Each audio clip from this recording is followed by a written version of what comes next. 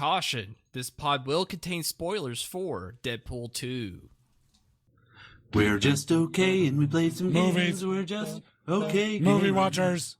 Welcome, everyone, to another episode of Just Okay Movies. I'm your host, X-Force Reject BIGGIESIZE, and I'm here with... Oh, fat New Zealand kid Gweedo. How's it going, Gweedo? Oh, it's going well. How are you? I'm doing all right, man. Have you seen any movies lately? I've Other than the one we'll be talking about today. I've seen in the past week because I was roofing my house or my garage. I'd just get done at the end of the day and pop something on Amazon Prime or whatever. So I've actually watched like 4 or 5 movies. Oh, wow. All right, which one's the best one and which one was the shittiest one? The best one and the shittiest one. So the best one I would have to say was Logan Lucky. Ooh, interesting. Yes, I've been interested in that one. It's on Amazon Prime, and it stars Channing Tatum and Adam Driver and that Bond guy. What's his name? Oh, Daniel Craig? Yeah, Daniel Craig. And they hatch a scheme to rob a motor speedway. And it's in West Virginia, so they're all kind of like backcountry people. Sure. And it's a heist movie, but they're all just rednecks and dealing with kind of silly stereotypes of rednecks. And I liked it a lot. It's a heist movie that went, I don't want to spoil anything because it's out there and it's easy to watch, and a lot of people haven't watched it, I don't think. But it's a heist movie that just goes right enough that you're not worried about, oh, here it comes, they're gonna get caught and here's the big twist. It just goes through stealing some money. And it has some really funny scenes, some very interesting characters, and I liked it a lot. I highly suggest it. So is Daniel Craig playing like a hillbilly? He is, Wow, and he does a great job. He plays, he's in prison, and he plays like a demolitions expert. Whoa. Yeah, he does a great job too. Nails the accent and everything.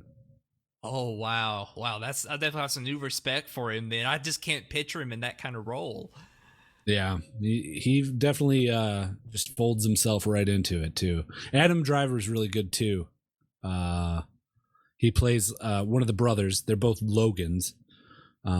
Channing Tatum is his brother. He plays a bartender who lost his arm in the military, and he has this prosthetic hand the whole movie, and it acts as kind of like a prop gag for a lot of bits throughout the movie that hit well enough that to be expected. They're not too tired where, a prosthetic is just gets smashed, or I'm thinking of Happy Gilmore. Oh, yeah, where, yeah. it's just gags that aren't tired. It's good. I like it.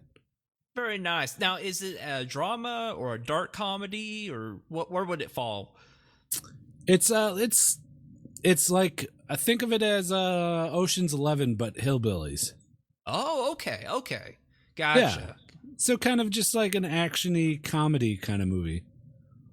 Wow, I did not expect that. Well, I'm definitely gonna have to watch that. I'm excited to see Daniel Craig as a hillbilly. Oh, that's great. All right, well, what's the shittiest movie you watched? Well, not necessarily shitty, but yeah, you didn't like.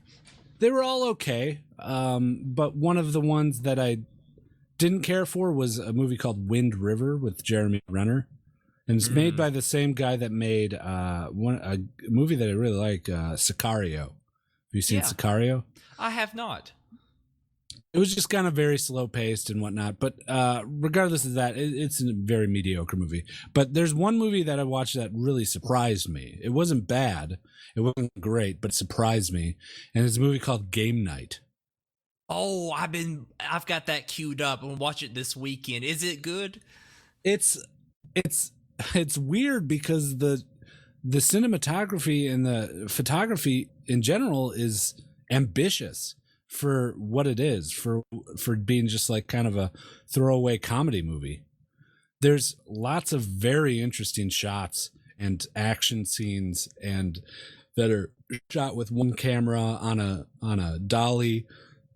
There's one point where there's a car chase scene, and they mounted a camera onto the door, so they're running up, and you see them run up to the car from the doors open from the inside of the door, and she gets into the car and shuts the door, and the camera closes in on her face, and it's just like it's full of these like weird, Wow. interesting shots that is for this Jason Bateman comedy movie.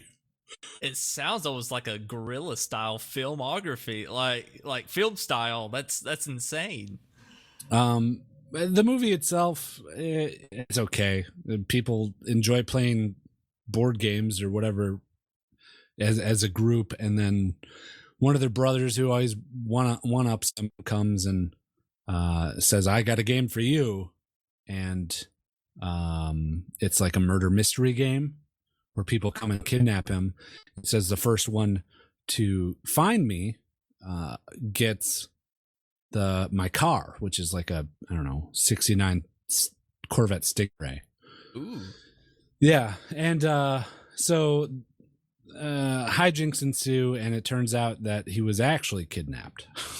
Oh. But people are saying it like it's a game. So they're in real danger, but they don't know it.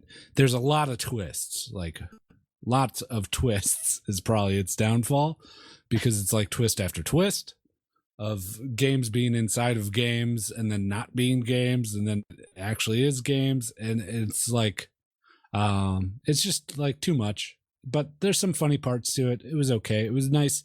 Just sit on the couch and shut your brain off for a minute kind of movie. It surprised me that it got such a high Rotten Tomatoes score. Honestly, when I saw that movie was coming out, it made me think of that movie we talked about last time, The House. Is that what it was called? Mm-hmm.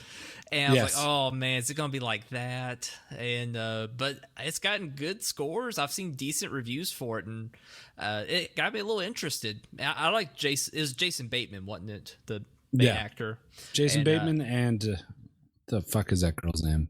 Amy Adams. No, not Amy Adams. Um, Rachel? She's in Mean Girls. yeah. And The Notebook. Rachel McAdams. Rachel McAdams. Oh, I was close. I was kind of close. Well, very nice. Well, I haven't watched anything except for my wife and I like to sit and watch The Bachelorette.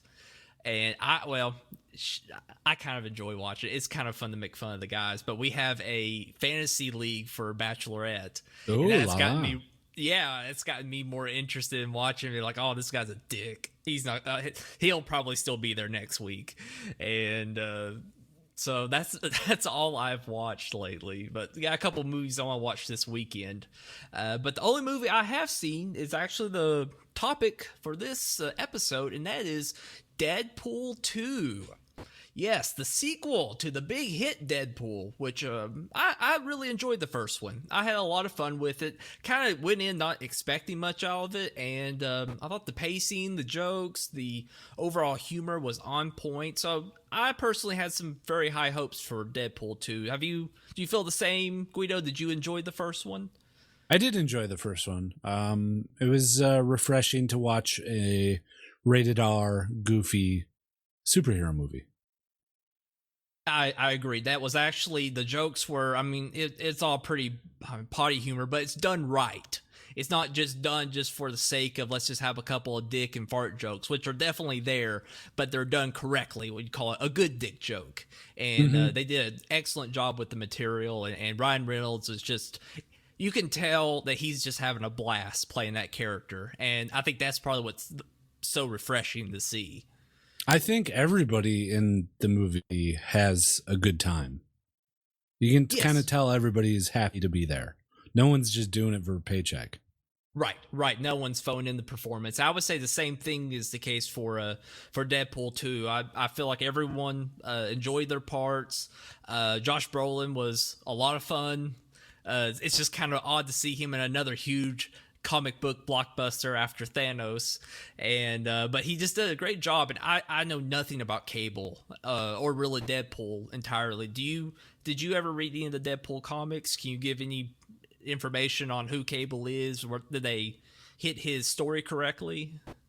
So Cable comes from X-Men, and he comes from a future in the comic books we're talking about. Comes from a future much like Bishop. Do you know Bishop? I don't. Okay. He comes from a future where mutants are hunted and killed or detained because humanity fears them.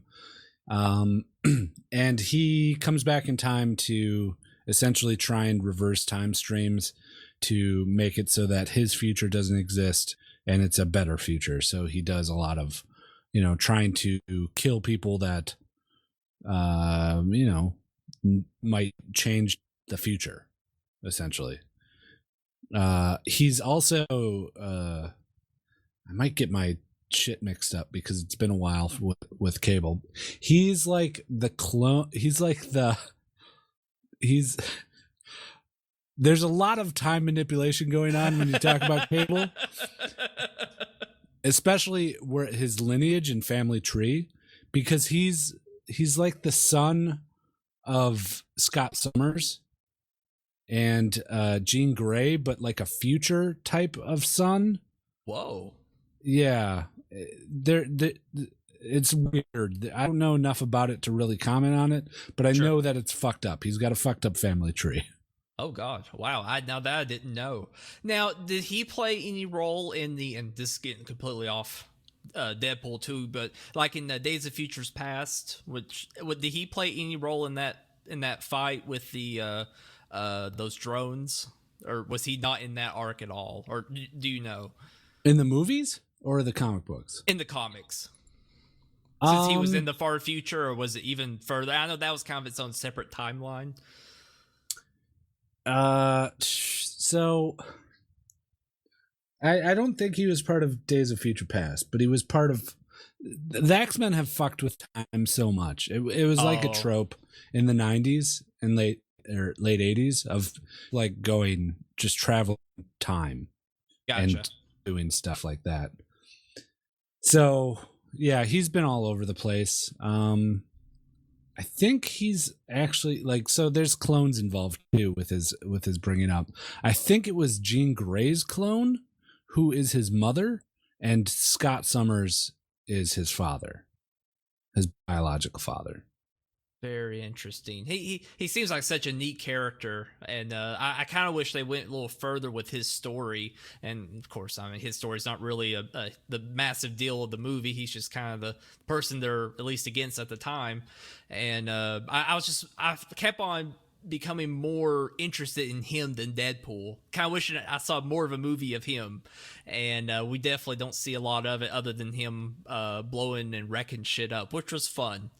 But the story of Deadpool 2 is pretty much Deadpool dealing with the loss of his girlfriend from the previous movie, and him, I mean, kind of gaining a bit of a heart at the end. I can't say the movie is as funny as the previous movie. It was definitely, if you're comparing the two, a lot more serious. Now, still, it's very silly compared to most, but comparing the two, I really felt a more serious tone, and with just some quips here and there. It almost felt like more of the Disney Marvel movie, just dirtier, where I would have considered the first one to be a little more raunchy. But that's just my opinion, and that's not necessarily a bad thing. I think it struggled with tone a little bit. Like it kind of wanted to have both, but at the times where I would want it to be more serious, it tried to be funny, and vice versa. Did you have any feeling of that? The tone being a little funky? No, I got it. Like at the heart of every superhero movie is a superhero story. Sure. And they just went with this story. Like, I thought it was a bit weird that they killed his girlfriend right away at the beginning, but you need to start somewhere, I guess. And it's a classic movie trope of kill a loved one and have them find the meaning of friendship and love when there is none. They lost everything and now they have to rebuild it. It's just I don't know. I thought it was still funny and stuff, but there was that whole first act where Deadpool is just depressed. Right. And it's kind of like, when's it gonna be Deadpool again? And he gets there, but yeah, I think once you get past that and he starts, joining up with the X-Men and everything and trying to help that kid, it evens out. I would agree. For some reason, when thinking about Deadpool, the closest comparison I think of is Guardians of the Galaxy in some of the tones. I think out of all of the cinematic universe movies, I think Guardians probably has some of the lighter tones of all those films, in my opinion. And I kind of make that correlation with Deadpool. And even with the volume 2 of Guardians of the Galaxy, it probably wasn't as funny or lighthearted. It was a little more serious, and that's just kind of the case in the second act. You have the light, fun adventures in the first movie, then it gets a little darker. The stakes get a little bit higher in the second. That's just a common trend for film. And I don't know, with Deadpool, I kind of started noticing that I wasn't as engaged because I didn't really care that much about Deadpool like I did with the Guardians people. Because I think in the first film, it was like, he's raunchy. He likes to do weird things. He just kills everyone. Like, this is great. I love watching this, but I kind of like the spectacle more than the person. And when it started getting to those like dour, kind of depressed moments, I just was not engaged. Like if it was like Captain America or someone else who I kind of feel like I have a bit more of a connection with their character, where I can't relate at all with Deadpool, with everything he does. And I don't know, I think the movie started losing me a little bit. I see why they did it, and I don't think they did it in any way poorly. I think just as a viewer, I just could not get as engaged. Yeah, it was just that first act. It was just a weird first act where you start off, and then there's also the prison part. So he loses his, he lost his wife, or soon to be wife, who was pregnant, right? Or about to make a kid or something. I don't know if she was pregnant. Yeah, I think they were trying. I don't think they ever said she actually had a baby yet. So he loses her, and then he goes into this depression. Finally, has a waking up moment where he has to help. He needs to get back out there and help a kid, because that's what she would want, I suppose. And he helps this kid who's like an asshole kid, and then go to prison. And they put these collars on them that take their powers away. And it seems to be like the second movie of every franchise is, let's take their powers away. And right. And it's just like, it's so overdone. Like, don't take their powers away. That's why we're here. Right. We want to watch a movie where I don't want to watch this fucking Ryan Reynolds die of cancer. Right. Well, he's so overpowered that it's, that's kind of why I want to watch it. You set this precedent that he cannot die, and you're just going to take it away. And he's going to, eventually get his powers back. So I feel like I just want to get back to that point. Right. And it also felt, I'm going over my gripes before I went over what I like, but I also felt the first one was good because it was a self-contained movie. It was just like, it was a Deadpool movie, and you go and you watch Deadpool, and hey, it's Colossus and Megasonic Teenage Warhead, or whatever her name is, who are kind of cameo side characters you don't really give a shit about. But this one just kind of turned into, which is also, there's a great bit that comes from this, but also it was like introducing too many characters, and it took it away from being a Deadpool movie into like this weird B-list X-Men universe movie. Do you know what I mean? Yeah, that's a really good point you make. Absolutely. And but they kind of nipped that in the bud by having one of the funniest bits, and this is where it got me. If you watch the trailers, they're setting up a team. He's setting up a team to help whoever to fight crime. And they go through characters in the trailer, and there's Shatterstar and Mayhem and Invisible Man and stuff like that. And then this guy, what's his name? Peter, I think. Yeah, Peter, which is a funny little gag in the trailer where he doesn't have any powers and he hires him to the team. They made it seem like the movie was going to be that, like them making X-Force, and as a comic book fan, knowing X-Force, it made me excited. I was excited to see it. I was excited to see Shatterstar, which is a character that I grew up with. I remember drawing his swords because I used to draw like weapons when I was in elementary school and stuff. He has got these super cool two swords, which are like double bladed. There's 2 blades on them. Whoa. And I was like, oh, fucking cool. Shatterstar is going to be in this. Domino is one of my favorite characters because she's got her and Luckshot, or God, I can't think of his name. Anyways, he's got the same power as her. But one of my favorite powers in comic books is Domino. But they set it up to like that this was going to be a thing, and then there's this scene where they're going to save this child that they need that is imprisoned. Deadpool's whole mission, this whole movie, is to save this child because it thinks it's going to appease his dead wife, and she'll let him die. Right. So they're in a plane flying over it. They have to go and rescue him from a convoy, and everybody who's watched the movie knows exactly what I'm talking about. There's a single mention of like, hey, I don't think we should jump today because there's high winds. And Deadpool says, no, it's fine. It's just high winds. What are high winds going to do to you?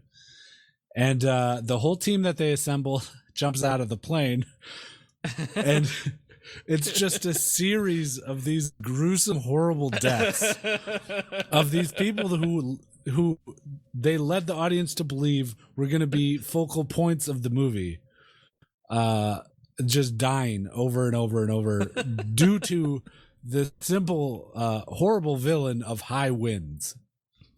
And I loved it. I loved it so much because they got me. They totally tricked me and they got me, and I thought it was super funny, and I didn't see it coming at all. I mean, how could you? All the trailers, that was like front and center that he was making a team.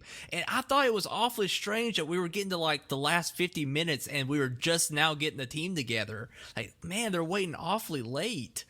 And after that happened, that was a great scene. I felt so bad for poor Peter trying to pull that one guy out of that wood chipper. He loses his arm. Like, oh my God, he can't even get him.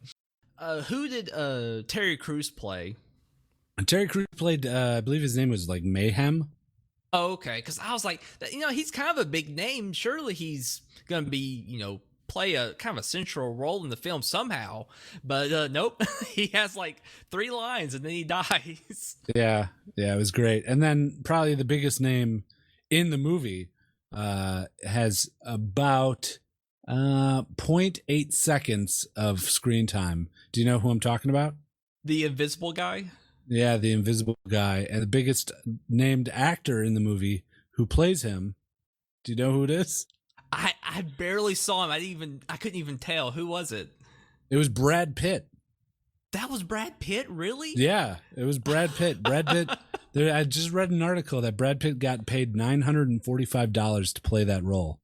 Oh wow, they got him for. Oh man, I wish I got paid $945 a second, under a second. Yeah, me too. But I thought that was kind of clever. Oh, that whole thing was clever with the invisible guy or the vanishing guy. Mhm. There are several times I laughed I didn't laugh a whole lot. I may have kind of smiled a little bit, but there's 3 times I laughed. The first time was when he turns the record on and it's a Wolverine impaled through the stick. Yep. That was hilarious. The next time was when you see the parachute, just the parachute going out of the plane. I was like, oh, that's hilarious. And because at the time I just thought someone just picked him up and threw the parachute thinking he was in it. I don't know. And the next time was when he's showing the plan, the little crayon drawing, and he circles the kids like he has an ass pin. He will stab you with it. Yeah. That was funny. But no, so what were some of your, so that's definitely sounds like one of your favorite parts. Did you have any other favorite moments or favorite things that the film did? As much as I mentioned that I didn't like them bringing in this kind of weird X-Men universe of B-list characters, it was so satisfying to see Juggernaut and like a proper Juggernaut. Oh, absolutely. Yeah. And that scene, which I took from a Wolverine comic, or well, actually it's Hulk. Hulk rips Wolverine in half in a comic book, but when Deadpool or when Juggernaut ripped him in half, it was so satisfying to see.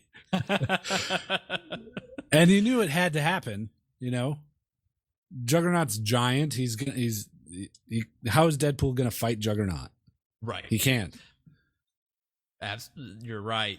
That was probably the most disappointing part of X-Men 3 was how Juggernaut was handled. I think that was the one part I only knew him from the animated TV show, and he was probably my favorite villain next to Magneto, just because he's a tough son of a bitch, and he's just a neat character because of that. And he was so disappointed in that movie, especially how he died. It was just an insult.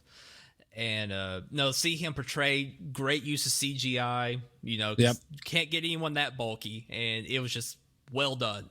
And we got to see Colossus and Juggernaut fight. Yeah, that was cool. Preempted by Deadpool looking at the camera and get ready for our expensive CGI fight scene. No, it was very good.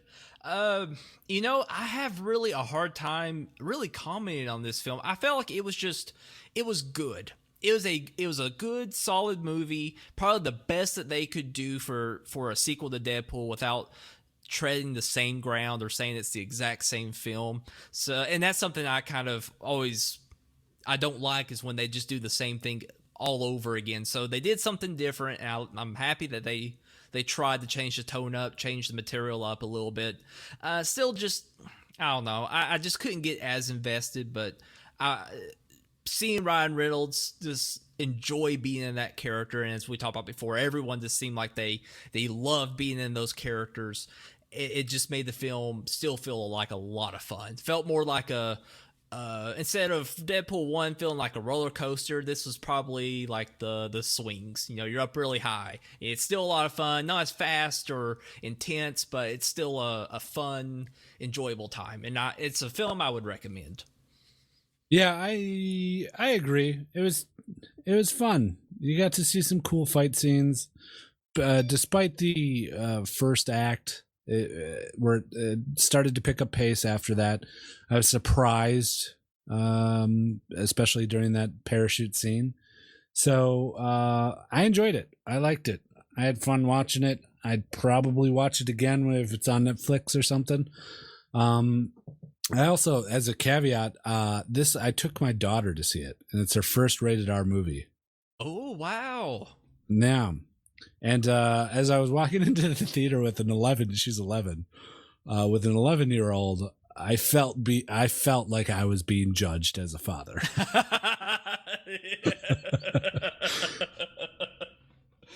Oh, God. I'm guessing she's probably the youngest person there. Pretty much, yeah. Okay. Yeah, she was definitely the youngest, but she enjoyed it. And I asked her afterwards, I was like, so what did you think? Like, was it too gory? Were the jokes too gross? And she's like, no, there was like good jokes that I didn't get. And the grossest part was probably when Deadpool got ripped in half, but it wasn't that bad. and she enjoyed it, and I think it was a good first movie. Like, there's some raunchy kind of humor, but it's nothing horrible, nothing that she probably doesn't hear playing Fortnite, you know? Yeah, no, I totally agree. That, as far as I remember, there was no nudity that I can remember. And, No, there was a baby butt and a baby dick. Yeah, there was a baby butt and a baby dick. That's true. Which was another scene that I laughed at. It looked very poor. Like, the CGI was so bad. It but was pretty garbage. Of him growing his legs back after he was ripped in half. But I felt it almost made it work better as a scene because it just looked so ridiculous. Yeah, I agree. A great use of poor CGI. I would totally agree with that. Well, then let's go ahead and rank this guy. So, our list is getting huge. I'll just start from the top. We've got the number one spot, and still I don't know if there will be a movie this year that will dethrone it, and that is Avengers Infinity War. Number 2, RoboCop. Number 3, Doctor Strange. Number 4, Star Wars The Last Jedi. Number 5, Logan. Number 6, Moana. Number 7, Black Panther. Number 8, Ready Player One. Number 9, Rogue One: A Star Wars Story. Number 10, Adventures of Baron Munchausen. Number 11, Batman and Robin. Number 12, Baby's Day Out.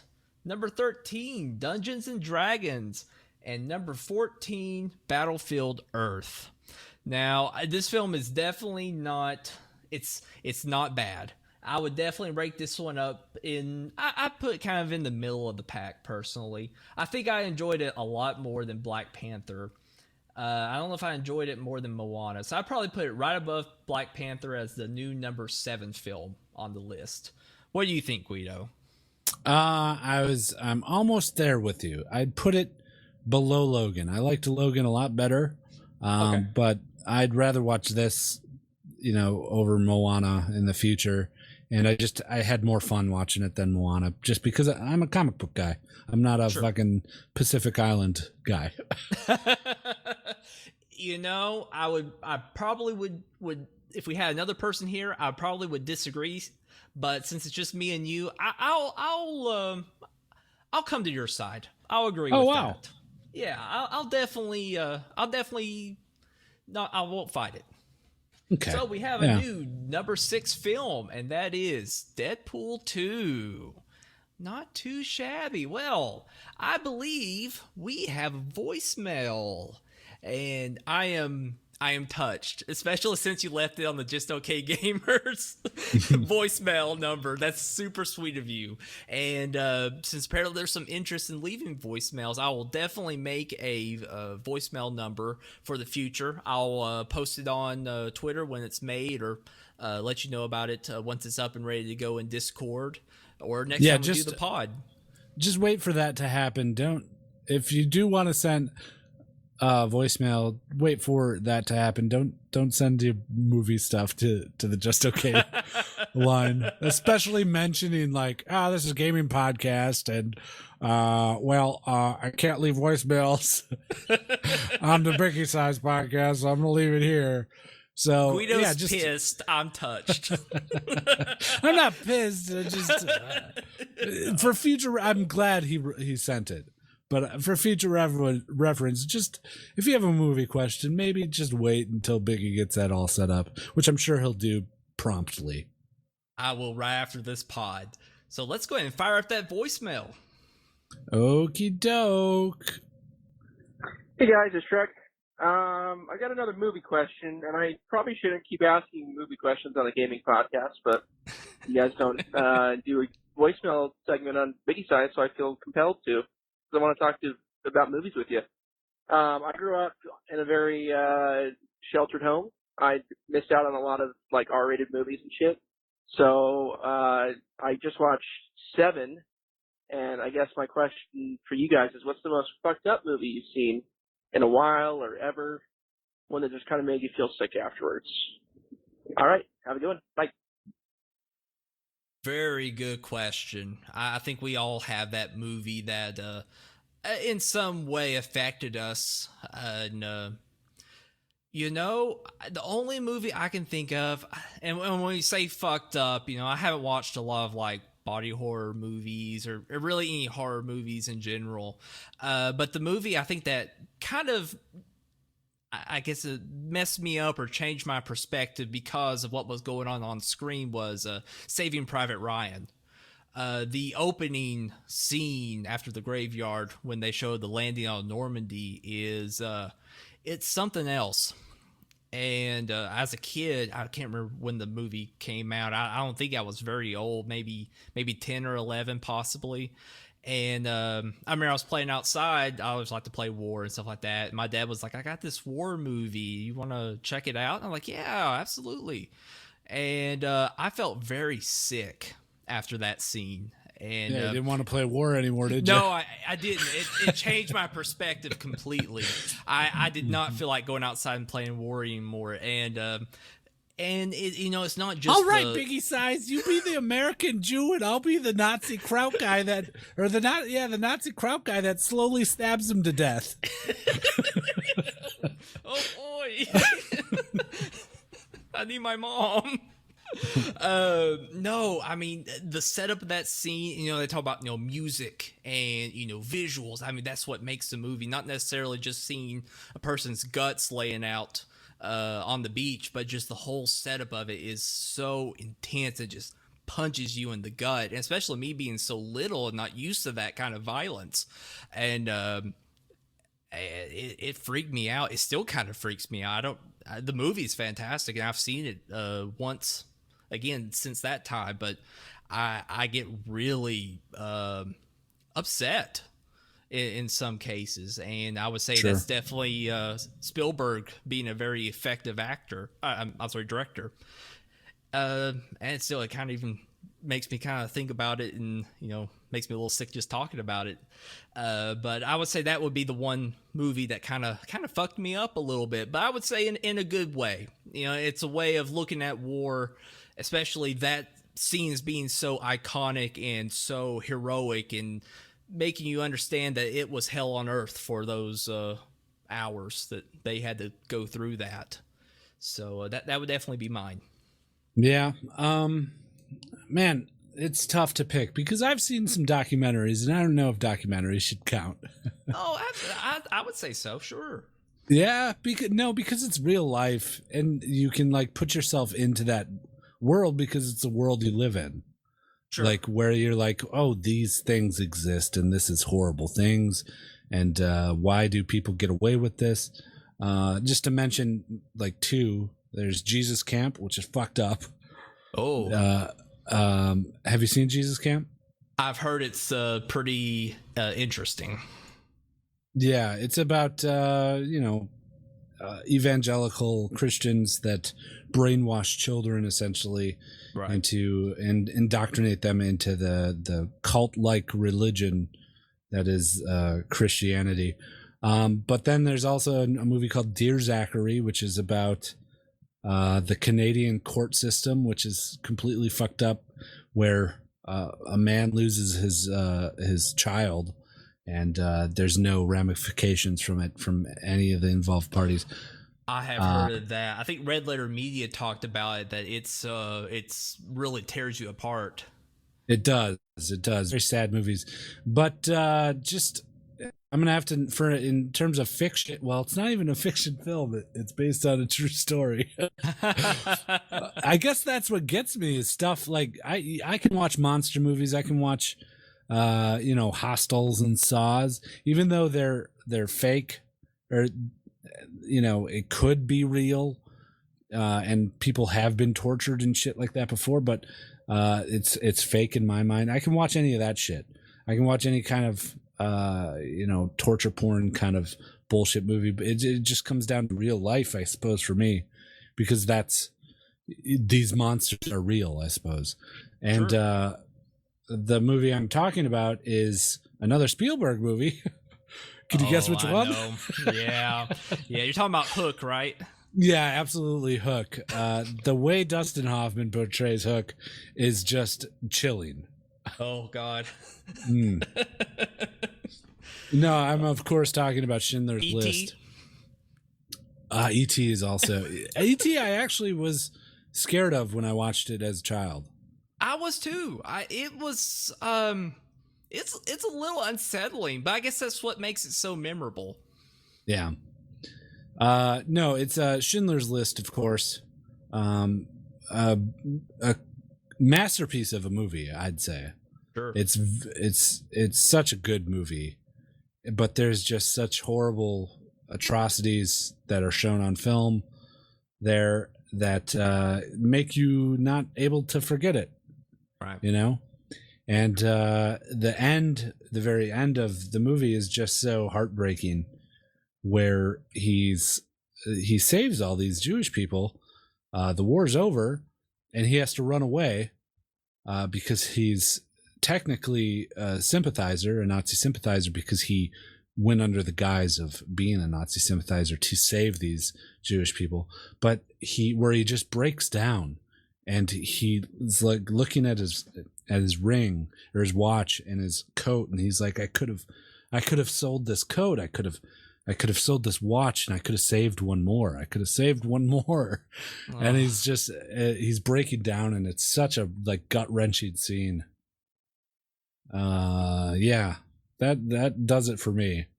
Yeah, well, that's a good one. That's also one I haven't quite mustered the courage. I think that and Hotel Rwanda have been two on my list that I know it's going to be it'll be good to finish it and experience it, but man, it's hard to press play. Yeah, it's not a movie like that's a movie where I think it's superb and a masterpiece, but rewatchability has no place in any sort of critique of it. Right. Because it's not a movie I want to watch again. It's so horrible. Right. But it's so well done. Of course. Of course. I mean, I guess mine was also a real thing that happened, dramatized, of course, but still, I agree. It's hard to, once you really start digging into history, and I love listening to history podcasts and history audio books, and it ruins fiction for you because so much crazy, outlandish, terrible shit has happened for real that it's hard to watch something that is fake or that is fiction and get moved by it when something 20 times worse has happened and it happened in real life to real people. And I agree with you, Guido. I have a hard time. I might get a little spooked or slightly disturbed at the subject matter, but I can't necessarily say I care as deeply as I do as those guys who are playing people who actually fought on Normandy or like what you said, people who actually lived through the Holocaust and those who tried to help them. It's way easier to start caring for those people because that's something they actually went through, and I would totally agree with you there, which is why I would say documentaries should totally count. No, those were both really good ones. Well, I think that just about wraps things up. Guys, remember to shoot us an email if you have any comments about any of the topics we talked about today or any of our previous topics. Shoot us an email at justokmovies@gmail.com. Once I get the voicemail number set up, I will definitely post that on the website, justokmovies.com. So wait for that. I'll send a tweet out when it's done and send us some voicemails. Thank you so much. It was Shrek, right? It was Shrek, yes. Thank you so much, Shrek. I greatly appreciate that. And thank you for everyone who has sent us tweets. We've actually had a couple. Justin Caddock said a really good one that his odd moment in a film was Arrival.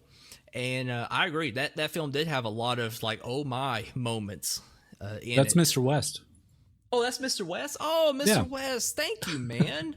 Thank you for tweeting. And we also had a legendary Milkshake saying he's enjoying the pod. And thank you so much, man. I'm happy you're enjoying it. So send any of your thoughts to the email, justokmovies@gmail.com. Send us a tweet at justokmovies. And thank you so much for listening. And you all have a good evening. All right, take care. Bye.